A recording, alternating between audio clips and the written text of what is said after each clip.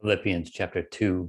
Therefore, if there is any consolation in Christ, if any comfort of love, if any fellowship of the Spirit, if any affection and mercy, fulfill my joy by being like-minded, having the same love, being of one accord, of one mind. Let nothing be done through selfish ambition or conceit, but in lowliness of mind, let each esteem others better than himself. Let each of you look out not only for his own interests, but also for the interests of others.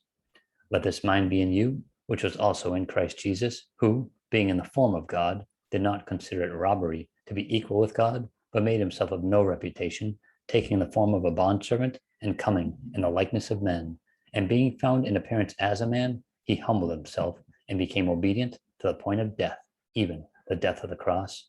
Therefore, God also has highly exalted him and given him the name which is above every name, that at the name of Jesus every knee should bow, of those in heaven and of those on earth and of those under the earth, and that every tongue should confess that Jesus Christ is Lord, to the glory of God the Father. Therefore, my beloved, as you have always obeyed, not as in my presence only, but now much more in my absence, work out your own salvation with fear and trembling, for it is God who works in you both to will and to do for his good pleasure.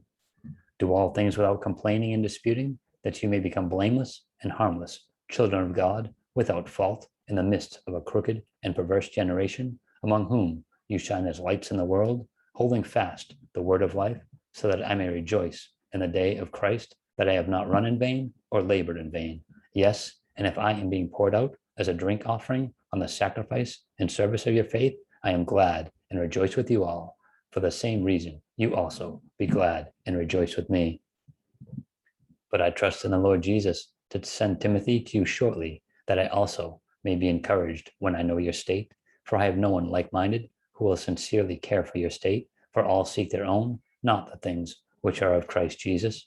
But you know his proven character, that as a son with his father, he served with me in the gospel. Therefore, I hope to send him at once, as soon as I see how it goes with me. But I trust in the Lord that I myself shall also come shortly.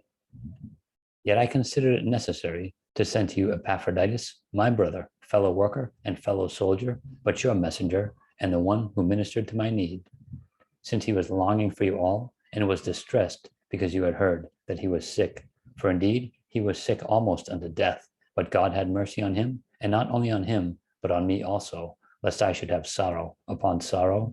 Therefore, I sent him the more eagerly, that when you see him again, you may rejoice, and I may be less sorrowful. Receive him therefore in the Lord with all gladness, and hold such men in esteem, because for the work of Christ he came close to death, not regarding his life, to supply what was lacking in your service toward me.